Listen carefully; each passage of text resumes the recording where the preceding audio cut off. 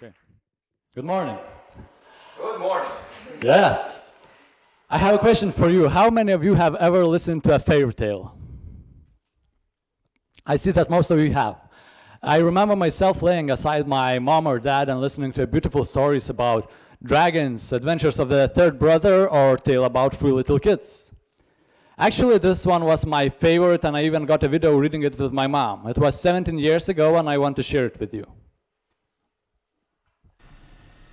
Gyveno kartą ir išėjo paršiukai pasaulį ieškoti laimės. Pirmas paršiukas, jis sutiko žmogų, kuris nešė ledų. Ir paršiukas sako, žmogau, aš noriu namelį petyti karių. ir žmogus, Davai žodžiu. ir paršiukas. Galiu namelį patatato. Staiga atėjo vilkas ir ką daro? Tu. Ir sako, paršiuk, o paršiukas sako, Nelešu. tada vilkas sako, aš pradėsiu. Ir kaip vilkas pūtė. Ir nupūtė namelį ir ką padarė paršiukas? Vavago. Ir suvalgė paršiukas, ne? Antras paršiukas sutiko žmogų, kuris nešė Andų. ir sako, ponia, duok man Žadu. nendrių. Andų. Aš noriu. Galiu namelį petyti. Galiu namelį. Ir žmogus davė Andų. ir paršiukas pasistatė. Galiu namelį. Po kiek laiko atėjo Lukas. ir beldžia į duris. Ir sako, paršiuk, įleisk mane. O paršiukas sako, Nelešu. tada vilkas sako, aš pradėsiu pūsti. Ir kaip vilkas pūtė.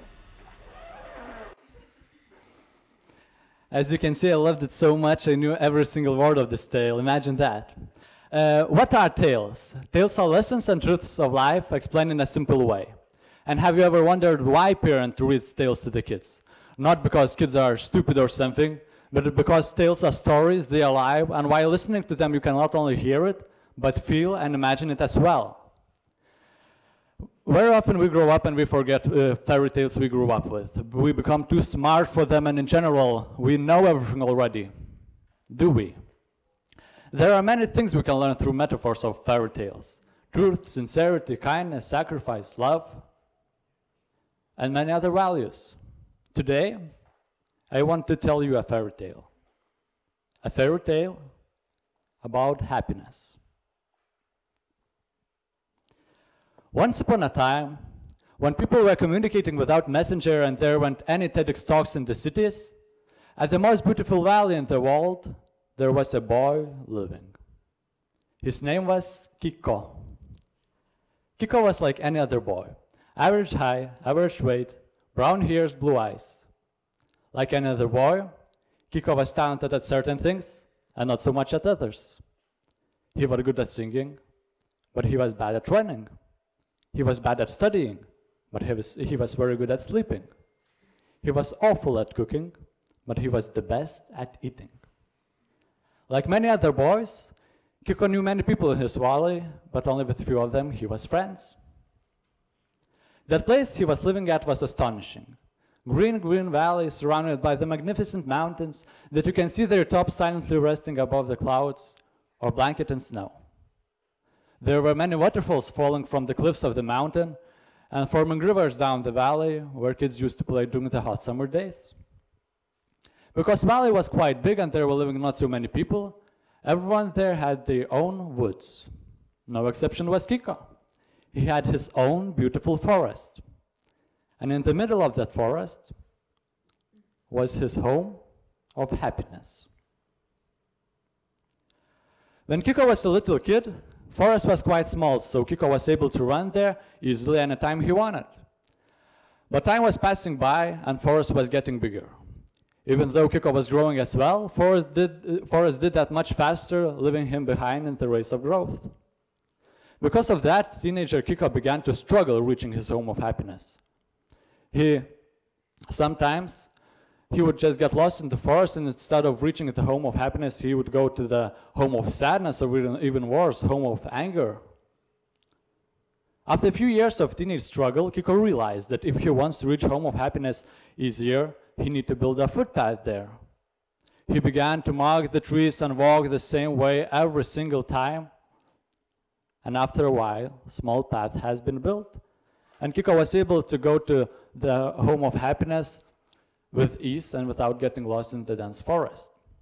But then another problem arose. When Kiko was on the other side of the woods, he had to go all the way around to get to the track.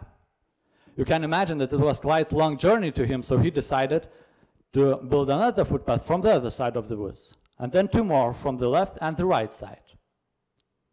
And more ways in order to get the home of happiness anytime he wanted, as fast as possible. When there has already been many roads in the forest, Kiko began to develop and beautify the ones he was using the most often. That not only the time spent in the home of happiness would be joyful, but the walk itself would bring him a smile. But one day, Kiko grew up and became an adult. He began to work and study. He got responsibilities, which resulted in taking walks in bigger circles around the forest, and less often he was using the roads to get to the home of happiness. And do you know what happens when footpaths are not used? They disappear. So Kiko fell into a routine of doing things he was not sure why he was doing it. He kept going circles around the forest, telling himself he's doing that because he wants to spend more time in the home of happiness, when actually the distance between him and the home was getting bigger and bigger. Once, when he tried to enter the forest, the road was so barely visible that he had lost in the forest. He kept running back and forward looking for the path, but it was gone. The boy sat on the grass and started to think about what is he doing. This what I do is actually something that makes me happy. It's something that needs to be done, something that inhabitants of the valley is telling that it's right to do, is something that I'm here for. I don't feel happy anymore. I feel lost. That minute Kiko admitted that, he understood that certain changes needs to be done.